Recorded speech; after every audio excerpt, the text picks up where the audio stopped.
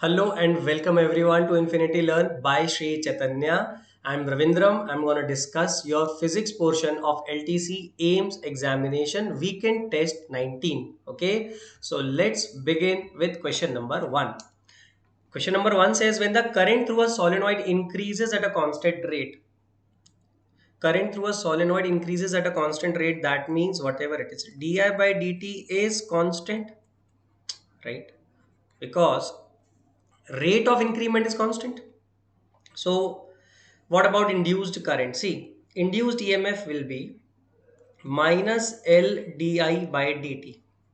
And if di by dt is constant, induced EMF is constant. And if this is constant, then induced current will also be constant. So what is the answer? Is constant and in opposite direction to the inducing current. Obviously, why opposite direction? Because we know that in Lenz's law it says that whatever is the cause of change in flux, EMF will be induced in such a way to oppose that cause. So, so induced current will also come in the circuit in such a way so as to oppose this increment in the current. So, if the current in suppose this is the solenoid, and if the current is constant, there is no change in flux, there is no EMF induced, right? But if this current is a function of time and this current is increasing, so EMF will be induced in such a way so as to oppose this current. Do you understand? That is why the induced current will be in opposite direction. Do you understand? The induced current will be in opposite direction. That is why second option will be correct. Second question, oh my god, I have written the solution here. So we'll go one by one. A coil of area, number of turns is given, magnetic field intensity is given, rotated by 180 degrees is given, zero point 0.1 seconds time is given. So EMF produced. So obviously see what is the formula for EMF induced. You will say EMF induced is minus delta phi by delta t or minus d phi by dt, whatever it is, right? So we will say here in this particular question number 1, first of all write down all the data that is given. Number of turns, okay. Area, okay. Convert them into proper units. Magnetic field, okay. Weber per meter square was also Tesla. Delta t, okay. Everything is written in proper units. Now what is flux? Vector v dot vector a, that is ba cos theta, right? Are you following it? Ba cos theta. Now they are saying that the coil is rotated by 180 degrees. That means initial angle was 0 degrees, final angle is 180 degrees. So let's write down theta 1 is 0 degrees and theta 2 is 180 degrees. Now let's come to the third section. Third section says that the initial flux is, now flux through one coil is BA cos theta. Flux through n coils will be NBA cos theta. So phi 1 is NBA cos 0 degrees. Cos 0 is 1, so phi 1 is NBA. Phi 2 is what? NBA cos 180 degrees, so it is minus NBA. Change in flux is what? Phi 2 minus phi 1 minus NBA minus NBA. So it is minus 2 NBA. What is EMF induced? Let's see the fourth part. Minus d phi by dt, it is 2 NBA upon delta t. Everything is given here. Put the values and you will get your answer as 40 millivolts. Now let's have a look in the third question. It is simple formula based question where they want to know what is the flux. So flux is what? Vector B dot vector A, which is BA cos theta, right? So you put the values and get your answer. Cos theta is given 60 degrees. Area vector is given already, 0.5 meter square is the magnitude. Magnetic field is given. Everything is given. Just put the values and get your answer. Done. Question number 4. This is interesting. A magnetic flux associated with a circular ring. So this is a circular ring. And let's say some magnetic field or magnetic flux is associated with this ring. And the flux is changing as a function of, flux is changing with time. That means it is given as a function of time. Resistance is also given for example. So that means there is some resistance in the coil. What is that resistance?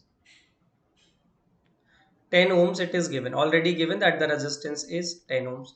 Now what is the maximum power dissipation in the ring? So first of all, let's find out what is the EMF induced. EMF induced will be what? D phi by dt.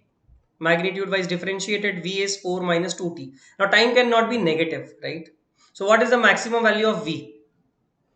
You will say, sir, when time is 0, wait, you will say, sir, when time is 0, V is maximum, and how much is that? 4 volts. Now why I'm searching for V max? Because look here, power is what? Power is V square by R. If we want maximum power, V should be maximum, yes or no? So V max whole square upon R. What is V max? 4 volts. Put the values and get your answer. Did you understand? 4 square by 10, that is 1.6 watts. Clear? So we just use the concept of induced EMF in order to find out the induced EMF V here, and the maximum value is when time is 0. Obviously 4 minus 2t, what is the maximum value? When time is 0, because it's a straight line with a negative slope and decreasing function, right? If you draw it, you will say, sir, 4 minus 2t will be somewhat like this. 4 minus 2t will be this line. So obviously its maximum value is 4, right? Clear? And after that, it is always decreasing. Can you see that? I hope it is understood, right? So let's move ahead and discuss another question. Question number 5. Okay, just hang on a second. Let me check whether, yes, the recording is on. There is no problem. Question number 5. Current through a 10 millihenry inductor changes with time. So they have given us the value of L here. Okay, the EMF induced in the inductor. What we will do is, first of all, we will try to find out the equation of this line. Why? Because EMF induced is minus L di by dt. For that, we need to know how I depends upon time, right? So if you look at this is a straight line. What is the equation of straight line? Y equal to mx plus c. C is the y-intercept. Now instead of y, you will write I. Now what is the slope? See, slope is, if this angle is theta, so you will say, sir, tan theta is 8 by 2, that is 4. But actually, since this line is a decreasing function, its slope will be minus tan theta, which will be minus 4. So write down minus 4 is the slope. And what about y-intercept? It cuts the y-axis at 8. So c must be equal to 8. Okay, so we will say I equals to minus 4t plus 8. So you will say that current I becomes 8 minus 4t. Now what is di by dt? From here you will say, sir, di by dt will be 0 minus 4 into 1. So di by dt is minus 4 and minus di by dt. What is this? It is 4, right? 4 units or 4 ampere per second, whatever. Now what is EMF induced? You will say, sir, very simple. EMF induced is minus L di by dt. So minus di by dt, we know it is 4. L is 10 millihenry. So 10 into 4, answer is in millivolts. So 40 millivolts, or divide by 1000, it will become 40 by 1000 volts. So it will be, EMF will be 0.04 volts. Got it? So this is our answer. This is the second one. Now question number 6. Question number 6 is very simple. In which of the following devices the eddy current effect is not used? See, eddy current is used only whenever there is changing magnetic field. Whenever magnetic field is a function of time or magnetic flux is changing, eddy currents are involved. So induction furnace involves magnetic field. Magnetic braking in train involves magnetic field. Energy meters involves magnetic field. So only one thing, that is electric heater, doesn't involve. That is why the first option is correct, my dear students. Question number 7. The wingspan of an aeroplane. Okay, so how does an aeroplane look like? Aeroplane looks like this. The wingspan. Okay, again you will say, sir,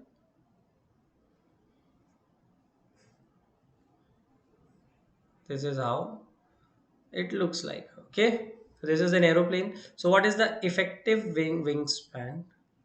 You will say, sir, effective wingspan is this. How much it is given?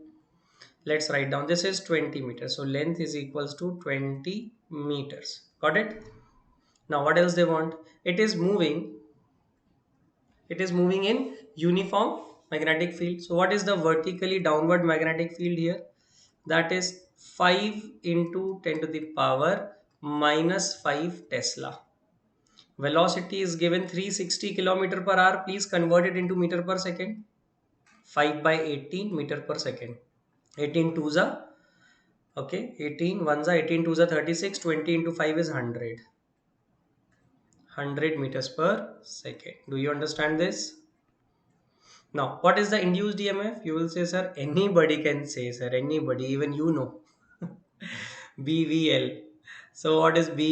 B is given. What is V? V is given. What is L? L is given. Everything is given. You can simply solve it and then you will finally see the answer is 0.1 volts. Okay? Okay, okay, my dear students, my dear NEET aspirants, my dear AIMS aspirants. Yes. Now let's move ahead. Oh my God. So I have already solved this question. A 2 centimeter high object, that means H naught is given, is placed on the principal axis of a concave mirror. Concave mirror means focal length is negative. At a distance 12 centimeter, that means U must be minus 12 centimeter because it's a concave mirror. From the pole, if the image is inverted real, that means V is also negative. Real means V is also negative. And 5 centimeter high means inverted and high. So height of image will be minus 5 centimeter. Do you understand? So by reading the question only I am decoding it. आप लोग देख पा रहे हो ये चीज क्या समझ आ रहा है कि मैं क्वेश्चन को पढ़ते पढ़ते ही क्वेश्चन को डिकोड करता जा रहा हूं. हर एक लाइन हर एक वर्ड में जो कुछ भी information I can extract from every word what ever information I can extract I am extracting it and writing it down so that while reading the question itself I am solving it, right? Yes or no, yes or no, yes or no. So what will you do now? You will say, sir, it's a very simple question. H naught is given. Yes, given. Hi is given. Yes, given. Why negative? Because it is inverted image. U is given minus 12 centimeter. Why? Because it's a concave mirror like this. Let's draw the concave mirror itself. So if I say these are incident rays, so this direction from pole will be taken positive. So let's say this is the object kept here. The distance is given, right? And some inverted images formed like this here. Done. U and V, everything we can calculate now. So what is magnification number one? It is minus V by U, Hi by H naught, or you can also say F upon F minus U. All these three variations you should remember. Now what is magnification? You will say, sir, minus 5 by 2 because Hi by H naught. Hi is minus 5, H naught is 2. F upon F minus U is minus 12. Get F, right? And if you want, you can use this variation also. M is equals to minus V by U. From here, you can get the value of V. M is minus 5 by 2 is equals to minus V upon minus 12. 6 5 is 30. V is equals to 30 centimeter. Do you understand this? So it's V is actually minus 30. Sorry, it is minus 30, but we will write 30. So first option perfectly matches. Do you understand, my dear ones? Yes. Question number 9, very simple. The angle of incidence I must be equal to twice the angle of refraction, means it is equal to 2r. Do you understand? So I is equals to 2r. Number one. Number two, what is Snell's law? Mu1 sin I equals to mu2 sin r. Mu1 is what? 1 because it is in air. So 1. Now sin I can be written as 2 sin I by 2 cos I by 2. Yes or no? Do you remember this formula? That sin theta can be expressed as 2 sin theta by 2 dot cos theta by 2. Right? So we have used that formula, my dear students. Okay? Sin I by 2 cos I by 2 must be equal to mu sin I by 2 because r is I by 2. Right? Sin I by 2, sin I by 2 will get cancelled. Yes or no? So these two will get cancelled. 2 cos I by 2 is mu. So I by 2 is cos inverse mu by 2. I is what? I comes out to be 2 cos inverse mu by 2.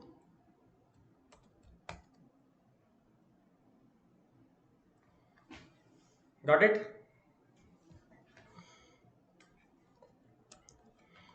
Now telescope has an objective of focal length. Okay, telescope. How does it look? It looks like this. Let me draw it. A telescope. This is the, sorry, this is the objective lens and this is the eyepiece, right? So what happens here? The rays are coming from infinity, right? The rays are coming from infinity like this. and image is formed at focus. This happens or not? So generally we say that, sir, this angle is theta naught. This angle is theta naught. And then this mirror and this another lens forms the image somewhere else. Where it forms, let's see. So if you keep it at the focus of objective, then the image will be formed at infinity, right?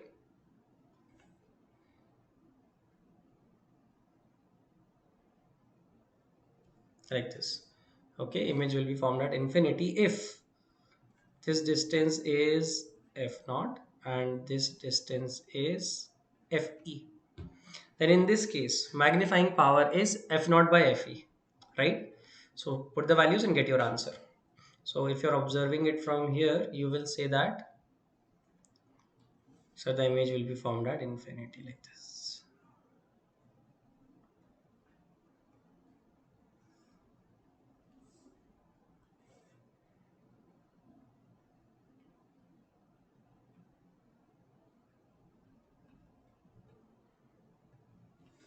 Like this. Got it, students?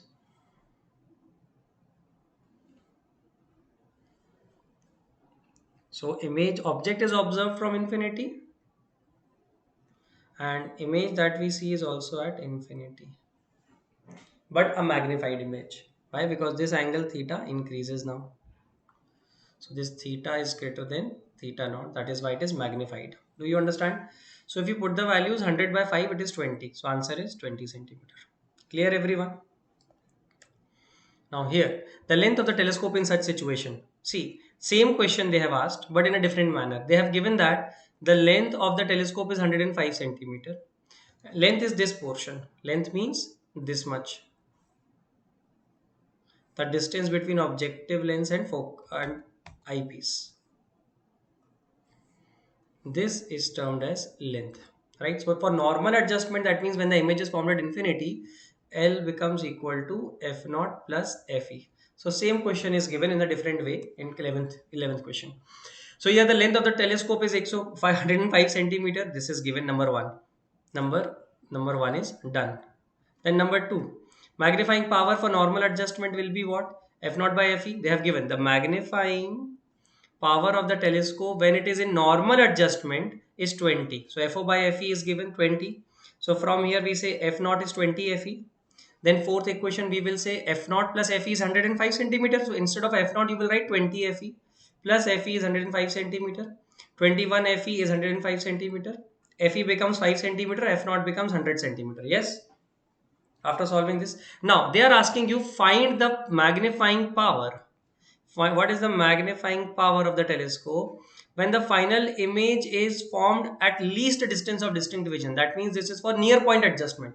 So what is the formula for near point adjustment, students?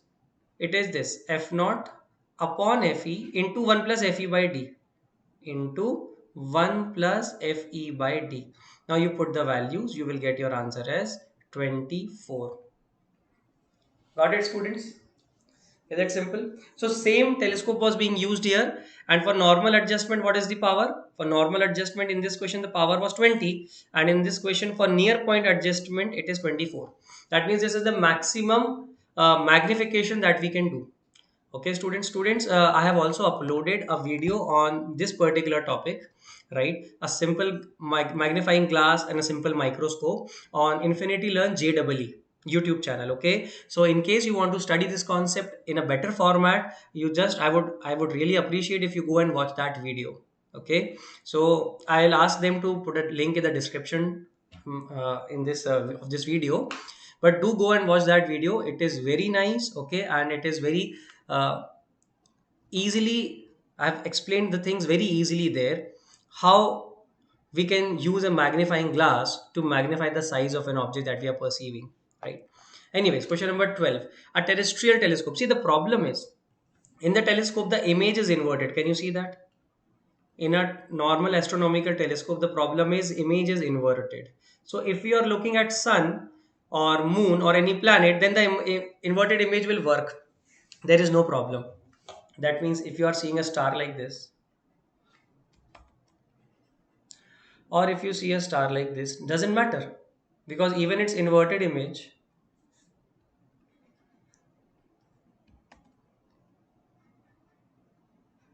yes, even even if its image is inverted, doesn't matter, right? Doesn't matter, because a star is a very big celestial body. Even if its image is inverted, doesn't matter. But if you are seeing a building, suppose you are watching a building, you want to see what is there on the building, and the image is formed like this, then there will be a problem, right? Yes or no?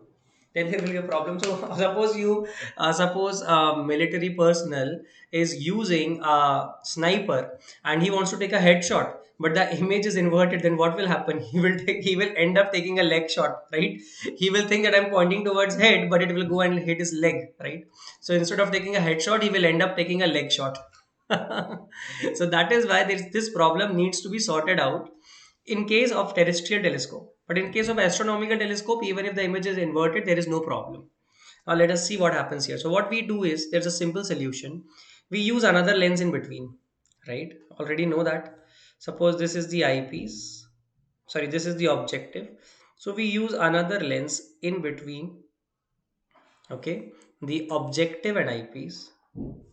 So everything is same, just a little difference, just a little difference. Now what is happening? This is objective, this is eyepiece. Now again the rays are coming like this. But this time we ensure,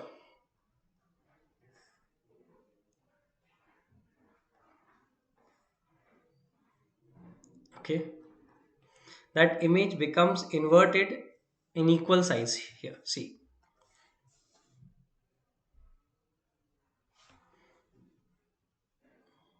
Now look here. What is happening? This is theta naught. The image is coming from infinity, and this distance is Fe. But this distance we ensure is 2f, and such that the image which is formed is again formed at 2f. Now the image is inverted and the size is not altered. So if this is theta 1, this is theta 1, right? And finally this is theta 2, and this distance is f naught. Oh, fe, 1 second.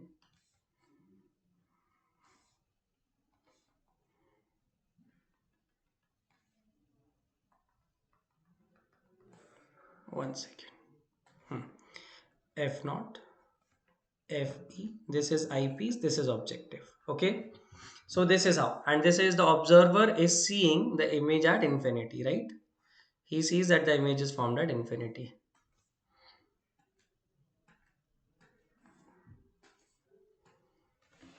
So now if a building is here, if this is the building that he wants to get magnified image, now he will see a magnified image. Do you understand this? So the length of the telescope has increased by overall 4f. Otherwise, what would have been the length? So initially the length was, for astronomical telescope, what was the length? F naught plus Fe. But here it is F naught plus Fe plus 4f. That is why the option 4 is correct. Do you get the idea? Yes, students. Question number 13. This is a formula that everybody knows. Relative permeability is susceptibility plus 1, or 1 plus susceptibility. I remember it like this. It is 1 plus susceptibility. So whatever modification they have given, you can see an answer. Now here the magnetic field on the axis of a short bar magnet at a distance 10 centimeters point to Orsted. On the axis, what will be the field at a point 5 centimeter on the line perpendicular to the axis? Okay, so these are the 2 points. Let's say this is point P and this is point Q.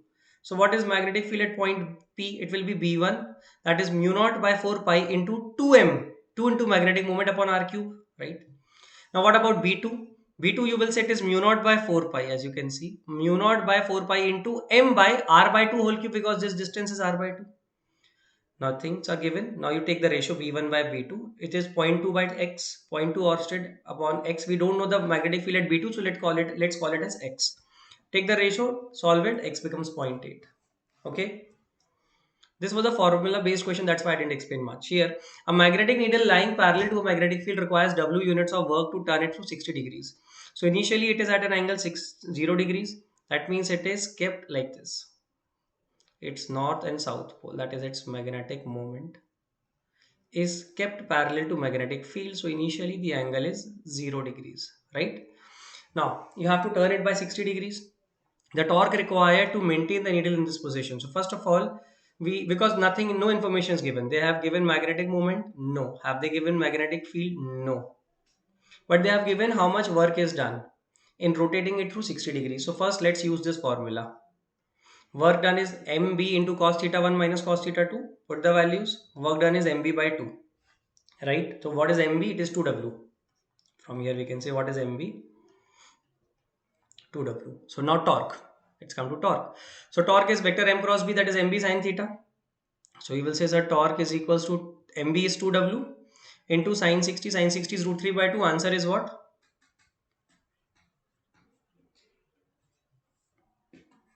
First option is correct. Okay. Now 16. Question number 16. Very simple. They have given the angle of dip, that is this angle, 30 degrees. So we know that cos 30 is bh by b. So b is bh by cos 30. Solve it, get your answer. So which option is correct? Third option is correct. Question number 17. So now this is an interesting one. See, step by step we will observe. Step number 1. Already a bar magnet is given whose magnetic moment is m, capital M, as you can see here, which is equals to pole strength is small m into length of the bar magnet, capital L, right? Now if you just cut this bar magnet from its axis into two pieces, you will receive two pieces like these. Can you see that? Now one of the piece will have magnetic moment m1. It is small m by 2, because now if you cut it axially, then what happens? The pole strength becomes half, or in number of divisions. Suppose you cut it axially in n equal pieces, so magnetic moment, magnetic pole strength will be reduce n times, right? So you have cut it into two equal pieces, so it has become m by 2. M by 2 into L, so it becomes, magnetic moment becomes half. Now for the second piece, this piece, what they have done, they have bent it into a shape of a semicircle, so that the effective length becomes 2r, right? So we will say now the magnetic moment will be, pole strength is still m by 2. M by 2 into 2r is the effective length. So answer is small m into r. Now what is r in terms of length? You will say, sir, L is equals to pi r, half of the circle. So what is r? R is L by pi. Now put it here. R is L by pi in this equation. So you will say m2 becomes small m into L by pi, that is m by pi. Okay, small m into L is what? Capital M. So capital M by pi is the magnetic moment. So now you know m1 and m2. So what you have to do? Now they are kept perpendicularly to each other. That means if this is m1, so this is m2. So what is the resultant? The resultant is m1 square plus m2 square under root. That's it. That's what I have done here. So which option matches? Second option matches. 18. The mass of an iron rod is given, magnetic moment is given, density is given, the value of intensity of magnetization will be. See, what is intensity of magnetization? It is magnetic moment per unit volume, right? So what they have given is magnetic moment is given, yes, 10 upon volume is given, no, but they have given mass and density. So what is volume? Mass upon volume is density. So what is volume? Mass upon density. So mass is 80 grams upon density is 8 grams per centimeter cube. Per centimeter cube, 1 centimeter is 10 to the power minus 2 meter. So 1 centimeter cube is minus 6 meter cube. Right. Anyways, so it will become 10 to the power 6 ampere per meter. Why? Because magnetic moment is ampere meter square upon meter cube. Because this is what? Ampere meter square. So grams cancelled. So 1 meter will get ampere per meter. Did you understand this? I hope yes, right? So let's move ahead. Question number 19. See, if they give you 2 points on the same wavefront, let's say A and B, whatever is the distance between them doesn't matter. If they are the points on same wavefront, 2 points on the same wavefront, they are in the same phase. Delta phi is still 0. Suppose if they say that these are 2 points on different wavefronts A and B. Now the distance is what they have mentioned, lambda by 4. Now you will say delta x, k delta x is equals to delta phi. Now you will say 2 pi by lambda into lambda by 4, which is I guess pi by 2. This is the phase difference, right? Which they have given the first option, but it is wrong. They have given the points on the same wavefront. That is why the answer is 0. Question number 20. The wavefronts released by a linear source are the wavefronts released by a linear source is always cylindrical in shape. Do you understand? 21. The parent wavelength of light. See, delta V away from the earth is 0.02%. So delta V, delta lambda by lambda is given 0.02 by 100 is equals to V upon C, 3 into 10 to the power 8. Solve it. What is V? 2 into 3 into 10 to the power 8 upon 10 to the power 4. So 6 into 10 to the power 4 meter per second. So it is 60 kilometer per second. Got it? Right? Second option is done. Remember this formula. I know this is the formula for Doppler effect in light waves. When a white light passes through a hollow prism, there is no dispersion and no deviation. 23. So what they have done is, see, they have given you one thing, that suppose a prism is given like this, right? So a crown glass prism with refracting angle 6 degree is to be achromated. Achromated means the next prism that we have to use it like this, so that whatever dispersion has been caused by the first prism needs to be cancelled out by the next prism. Are you able to understand? So what happens here? Suppose the light wave comes like this. It spreads.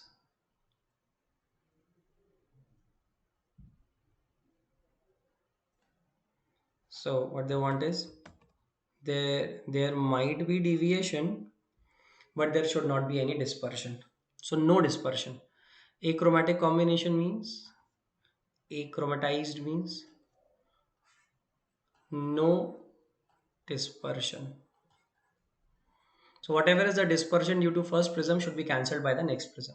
That means theta minus theta dash must be 0. So what is theta? The formula is known. Mu b minus mu r into a minus mu b dash minus mu r dash into a dash. That is 0. So every value is given, right? They have given you what? See, mu b is given, mu r is given, mu b dash is given, mu r dash is given.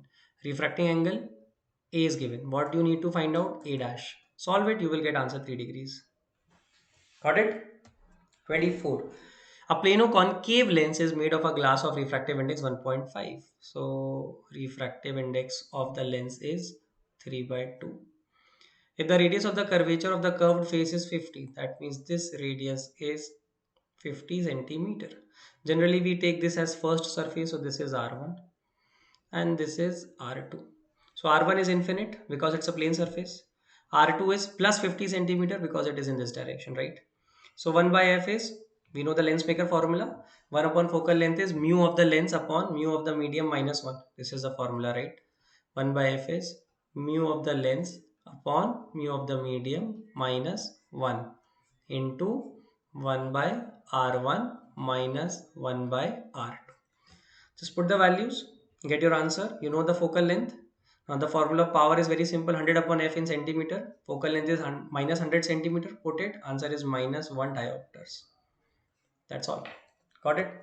25. When a glass prism of refracting angle 60 degrees immersed in a liquid, its angle of minimum deviation is 30 degrees. The critical angle of the glass with respect to the liquid medium. This is an interesting question. See, if I take a glass prism of angle, yes, this is a glass prism and the angle is 60 degrees, right? Angle of minimum deviation.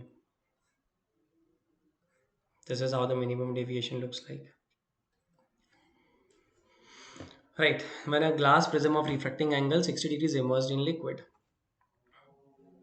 its angle of minimum deviation is 60 degrees. Perfect.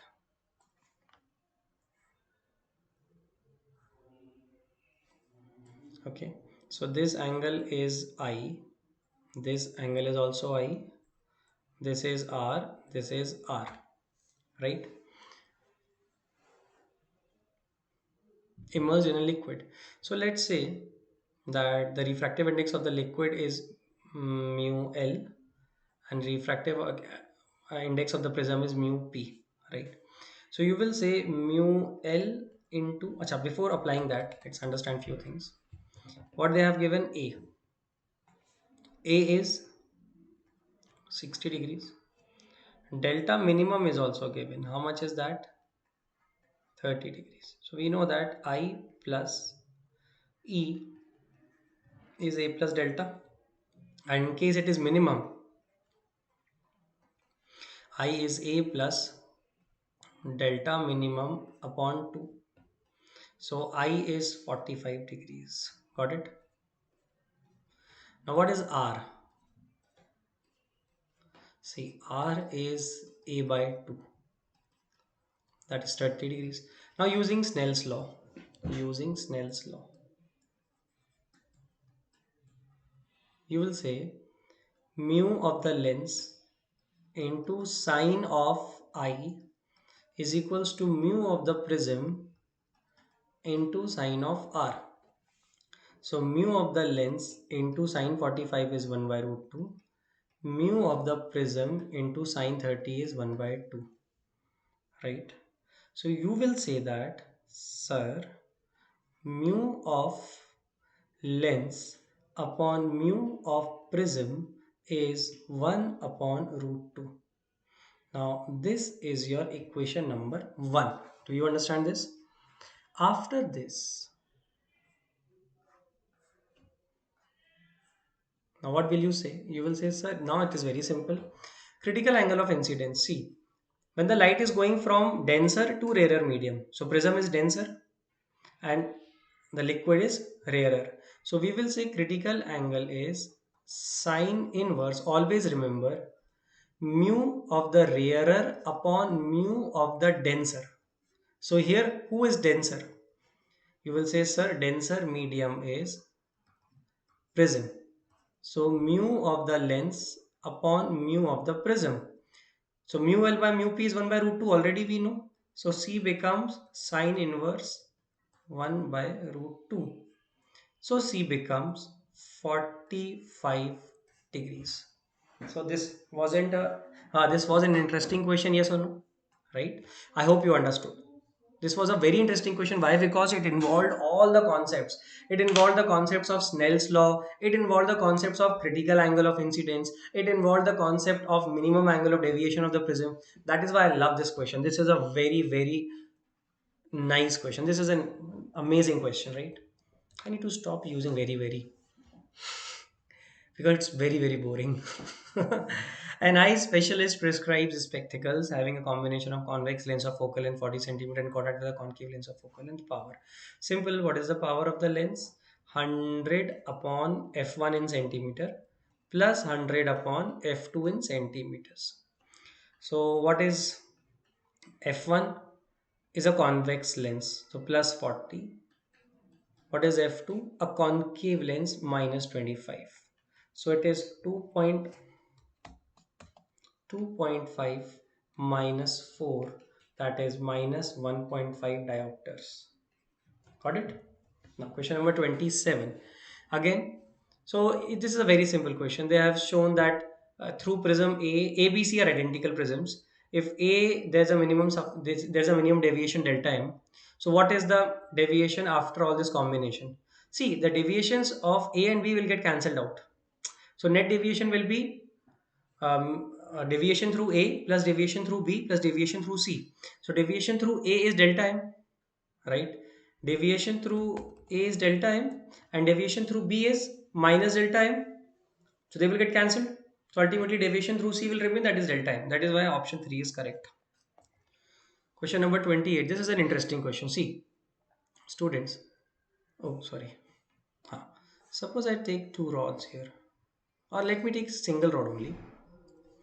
So like suppose this is a rod and this rod is being already stretched.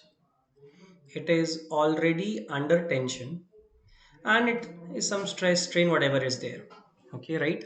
Now, if you increase its temperature, then what will happen to this tension? See, we know that there is a, if you take a rod and you try to keep its length fixed and increase its temperature, there will be a compressive stress. which will be F by A must be equal to y alpha delta theta. Now, if y alpha delta theta are constant, then this force is, see, first of all, this force is y alpha delta theta into area. Now we already say that these are constants, right? So F becomes directly proportional to area. Now one more thing is this. If you increase the temperature, then the tension will reduce. Suppose initial tensions are T naught, T naught. Now the tension will become T naught minus F because you're increasing the temperature. So the elongation in the rod is reducing. The effective elongation is reducing. So the effective tension becomes T naught minus F. So if area is more, there will be more value of F. So A is more, F is more. If the value of F is higher, T will reduce faster. So that is why in case of A, the rod is thicker, its area is more, so F is more. F is more, so there will be more reduction of force from the tension. So that is why TA will decrease more than TB. Understood? Now 29. A stress of these many Newton per meter square is required for breaking a material. Density is given. Maximum length which can be hanged so that it, okay, what should be the maximum length which can be hanged so that it is at a point of breaking? What is the stress? Force upon area. What is force? Mg upon area. What is M? Density into area. So density into area into length. Area into length is volume. So density into volume is mass into G. Now area and area will get cancelled. So density into length into G. This is equals to stress. So length will be what? Stress upon density into G. Right? Put the values, get your answer. Very simple. You can pause the video and see the solution and then answer yourself.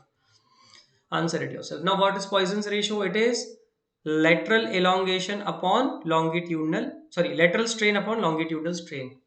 That means if suppose I have given a rod like this, and if you stretch this rod, then what will happen? Its radius will increase and radius will reduce and length will increase, right? So there will be lateral strain and there will be longitudinal strain as well. So we will say that the, what is this, Poisson's ratio is going to become minus of delta R by R upon delta L by L. Now delta L by L is given 1 by 100. So put its value. Poisson's ratio is also given. Put the values, get your answer. Minus 0.4 percentage means radius will reduce by 0.4 percentage. Question number 31. Again, they have given everything here. So this was initially, the blue color shows the initial state. The red color shows the final state after applying the force. Right? This is delta L. That is the displacement along the force. And this is that area, surface area. So we will say that shear stress upon shear strain is shear modulus of rigidity.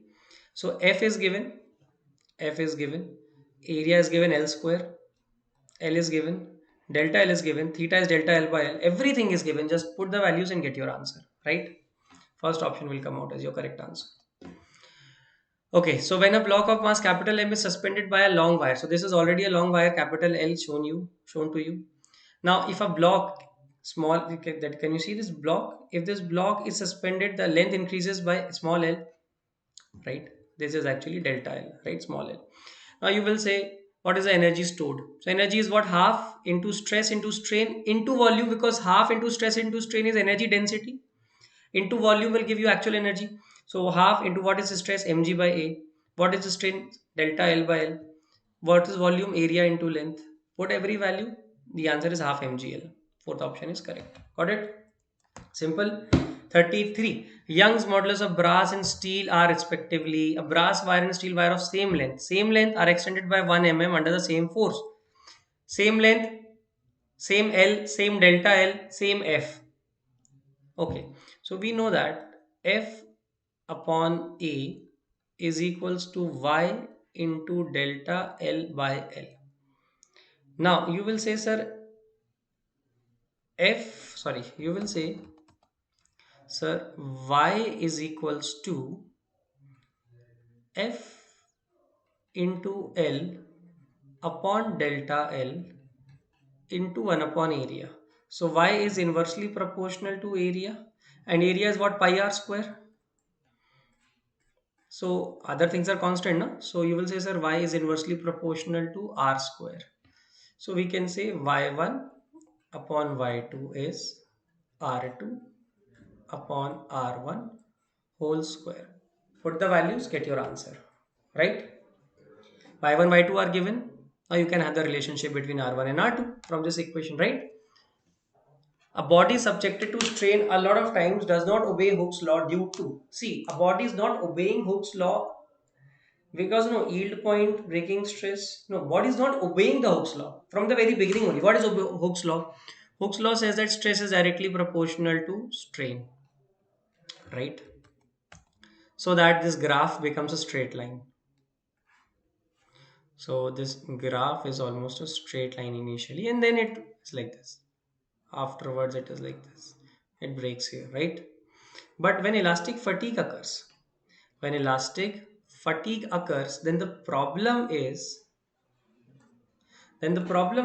Hooke's law is not followed. Why? Because there is always some permanent deformation occurring with, see, elastic fatigue means because of the uh, you know regular, because of the continuous stretching and de-stretching of a material, it has developed some permanent strain, or it has lost its ability to regain its own shape. So since the material has lost its ability to regain its own shape, so there will be always some permanent deformation. Because of this, it will not work under its elastic limit, and hence this Hooke's law will not be valid. Question number 35. When a metal sphere is suspended at the end of a metal wire, its extension is this. If another metal sphere of same material with its radius half as the previous is suspended, then extension would be simple. See, point number one, let's have a look at the point number one. Force upon area stress, that is y into delta L by L. So everything is same, y, area, everything is same, length is same. So F is directly proportional to delta L, change in length. Now F is equals to what? mg. Mg is what? Density into volume, rho into 4 by 3 pi r cube. So F from this equation, force is directly proportional to r cube. So it is, the equation is like this. See, this is the wire, right? This is the wire, right? And this is a, right? This is a wire and this is a sphere, right? So obviously the sphere will apply a force mg, which will increase its length. So that is why I said force is also equals to mg, and this force also produces stress. So equation 1 and 2 both are used. Now comparing equation 1 and 2, we can say delta L is directly proportional to r cube. Can you see this? Now delta L1, delta L2 by delta L1 is R2 by R1 whole cube. Put the values, R1, R2 it is given. You will get this answer, right? Question number 36. This is a known formula. When you take a rod and rotate it in a uniform magnetic field perpendicular to it with an angular velocity omega, the EMF induced across its end is b omega r square by 2. Put the values, get your answer. This is interesting. The network shown below is a part of a complete circuit, right? Current is given 5 ampere is flowing through it and it is decreasing. Now they have given few important stuff. They have given you current, right? So they have given you current I, and they have given you di by dt, that means rate of change of current is reducing, yes. So EMF will be induced in such a way so that this EMF will support this reducing current. So induced EMF will be minus LDI by dt. Put the values, first of all get the value of induced EMF 7 volts. Now how it will be induced, see, so instead of this inductor you will show this 7 volts which is supporting this current. Why? Because the current is dying, right? So overall circuit will look somewhat like this now. Now start from P. So Vp, because in the direction of current in resistance, yeah, resistor, the potential always drops. So minus IR minus I, 5 is a current, 5 ampere is a current, 3 is ohm, 3 ohm is a resistance, 5 into 3 ohm, 15 ohms, 15 volts is the drop. Now here if you go from this end to this end, the potential rises. So plus 15, again plus 7 is equals to VQ. So if you find the difference, it comes out to be 7 volts. Did you understand this? That's why it's so interesting. You will say Vp minus VQ is minus 7 volts, or just the difference is 7, because they have not asked Vp minus VQ or VQ minus Vp, just the potential difference between 2 points. So modulus it will be 7 volts, right? Now here this is a very very important question. See, whenever this kind of question comes, when two rods are moving, okay, two rods are moving in opposite directions, then it becomes an interesting question. So what you do, you just sit on one rod and observe the other, right? So if you just sit on this rod, suppose, or suppose this rod, if you sit, so you will say that this rod is moving with a velocity of 3v, yes or no? Relatively, because this is going 2v, this is going v. If you sit on this rod, you will say it is going with 3v. So effective velocity you know now, right? So you will say what is the EMF induced? B into velocity into length. That's all, VVL. So it's 3 VVL, and effective resistance will be this and this in series. So it will become 2R. So I is EMF induced upon equivalent R, that is 3 VVL upon 2R. I hope it is clear. Otherwise, if you want to solve it very properly, then no problem. You will say, sir, these are two rods. I will say, okay. So this is one rod, sir. This is another rod, sir. Magnetic field is into the plane, sir. This is going with 2V, sir. This is going with V. Come on, try. First of all, BVL. In this rod, let's see in rod number 1, rod number 2. Rod number 1, BVL, V cross B. V cross B, where is the thumb going up? That means the battery will look somewhat like this. The induced EMF. How much is this? It is BVL. Now, let's talk about this rod. This is going here, magnetic field inside. So V cross B. V cross B, magnetic field is inside. V cross B, where is the thumb going down? That means downward is positive potential. Like this, can you see? So this is E2, which is 2BVL. Now can you see this circuit? I hope you can see and then solve it. No problem. You can solve it now. You will definitely say that if you start from this point. So you will say, sir, first, you start from this point, you will say, sir, first of all, you get potential rise. So plus 2 BVL. Then you say it is a drop minus IR. Then again rise from negative to positive plus BVL. Then again in the direction of current through the resistor, the potential drops minus IR is equals to 0. So you will say it's a 3 BVL is equals to 2 IR. So what is I? 3 BVL by 2R. Got it? Got it? Got it? Any doubt? Anyone? Please let me know. Okay, 39th question. Now, this is something new for you. Maybe new, maybe not. Because I generally teach to my students, but I don't know whether you have understood, whether you have studied this thing or not. The fact is that suppose if you want to write down the Snell's law in terms of vectors, then what is the form?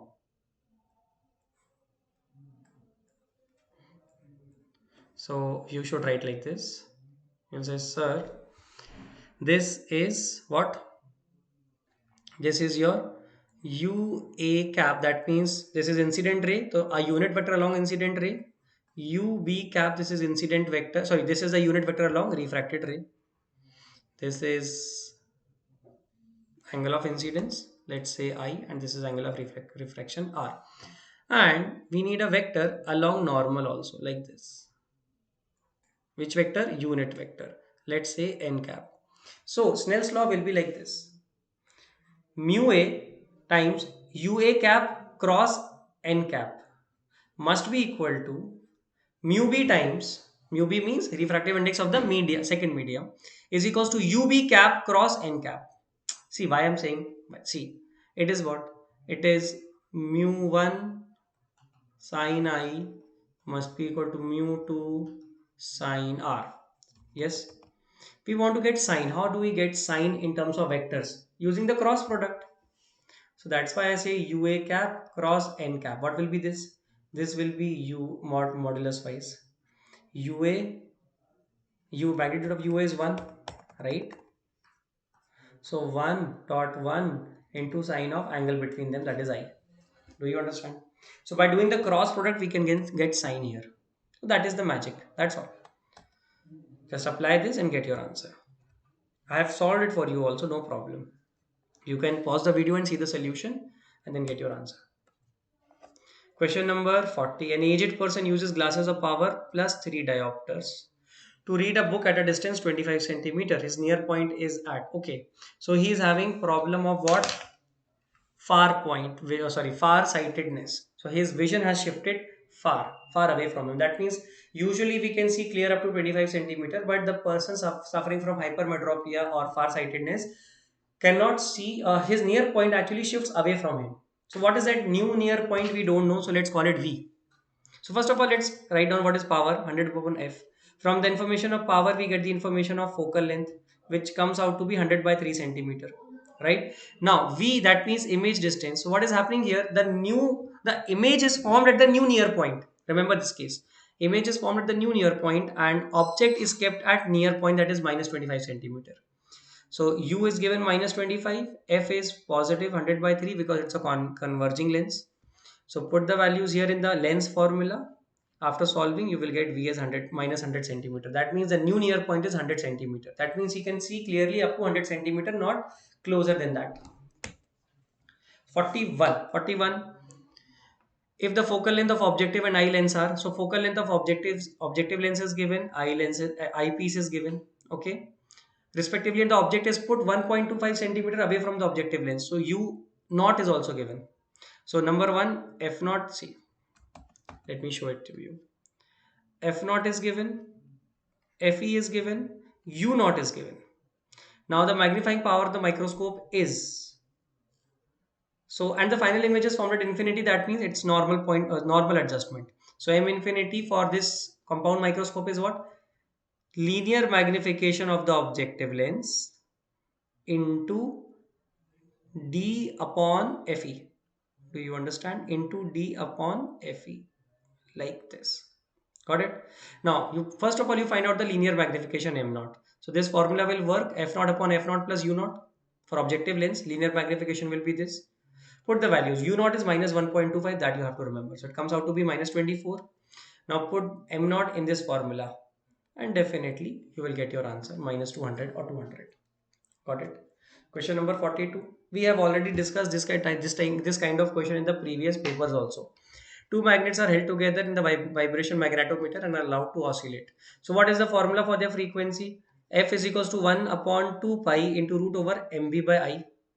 Now, if you keep them together like this, so the effective magnetic moment will be m1 plus m2. If you keep them like this, effective magnetic moment will be m1 minus m2. So in the first case, they are saying that they are kept in such a way that magnetic moments are added, m1 plus m2. In the second case, you see m1 minus m2 because their poles are not kept together, they are kept apart. So it's in the question itself they have said, now are allowed to oscillate in the Earth's magnetic field with like poles together. 12 oscillations per minute are made, but for unlike poles together, only 4 oscillations per minute are executed. So now you take the ratio F1 by F2. You can simply see I have written down everything here, right? So answer will come out, M1 by M2 will be 5 by 4. Clear? Please pause the video and write down the solution, or try it on your own also. That is important, because see, just watching the solution, just watching the teacher doing the solution will never help you. Never ever help you. If you're watching me, it's okay, fine, you just watch me. But then after that, what you do, you solve it on your own, my dear. And unless and until you solve it on your own, you will never get the hang of it. 43, a bar has coercivity. So this is a very nice formula you have to remember. Coercivity is given, right? Then it is desired to demagnetize it by inserting it inside a solenoid. So length of the solenoid is given, number of turns is given. So there is a formula, H is equals to N into I by L. H is given, length is given, number of turns is given, current is to be found out. Use this formula, H equals to Ni by L. So I will be HL by N. Put the values, your answer will be 8 ampere. Got it? What will be the energy loss per hour in the iron core of a transformer if the area of its hysteresis loop is equivalent to, okay, so area is given 2500 erg per centimeter cube. Please remember how to convert ergs into joules, or joules back into ergs and everything, right? So this is given, the frequency is given, and the mass of the core is given, and density is given. So there's again a formula, okay, and time is also given per hour or 1 hour. So what is the formula for power? Energy per unit time is this, NAV. N is frequency, A is area of the hysteresis loop, and V will be what? Volume. And what is volume? Volume is mass upon density. So finally you will say energy will be Na m by rho into T. Everything is given. Please convert them into proper units. You know that? What is 1 joules? 1 joule is 1 Newton meter. What is 1 Newton? 1 Newton, that means 1000 kg. I guess 10 to the power 7 ergs, if I remember well. 1 joule is 10 to the power 7 ergs. So convert them wise, okay, properly. So 1 and 1 centimeter cube and 1 meter cube is how much? 10 to the power 6 centimeter cube. So I think you can do the conversion now easily. So 1 erg per centimeter cube will be equal to 1 10 to the power 6 upon 10 to the power 7 joules per meter cube. So I guess it will be zero point 0.1 joules per meter cube.